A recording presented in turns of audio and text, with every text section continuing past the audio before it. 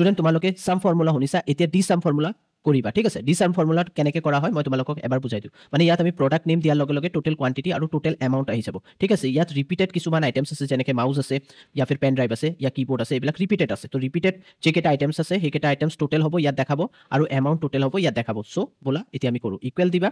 আৰু ইয়াত লিখিবা ডি সাম লিখাৰ পিছত ব্ৰেকেট দিবা ডেটাবেছ মানে এই গোটেই বস্তুটো সিলেক্ট কৰি ল'বা মানে গোটেই টেবলটো সিলেক্ট কৰাৰ পিছত কমা দিবা ফিল্ড মানে কোনটো ফিল্ডৰ তুমি টোটেল ওলাব বিচাৰিছা তো কোৱান্টিটি সিলেক্ট কৰিবা কমা দিবা কমা দিয়াৰ পিছত তোমালোকে কি কৰিবা ক্ৰাইটেৰিয়া কোনটো হ'ব এইটো মানে প্ৰডাক্ট নেমৰ মাধ্যমে আমি ওলাম ব্ৰেকেট ক্লোজ কৰা এণ্টাৰ কৰি মাউচ লিখাৰ পিছত এণ্টাৰ কৰিবা চাব পাৰা 22টা মাউচ আহিলে তেনেকৈ এতিয়া আমি ইয়াত আগেইন ইকুৱেল ডি সাম লিখি দিওঁ ডি সাম ব্ৰেকেট দিবা আগেইন তুমি এই গোটেইটো সিলেক্ট কৰা ডেটাবেছ কমা দিবা তাৰপিছত ফিল্ড এতিয়া কি টোটেল এমাউণ্ট ঠিক আছে কমা দিয়া এণ্ড দেন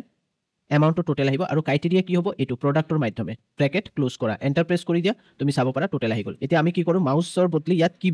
কীবোৰ্ড লিখি দিওঁ আৰু এণ্টাৰ কৰোঁ তো তুমি চাব পাৰা 29 কোৱান্টিটিজ আছে আৰু এমাউণ্ট এইটো আছে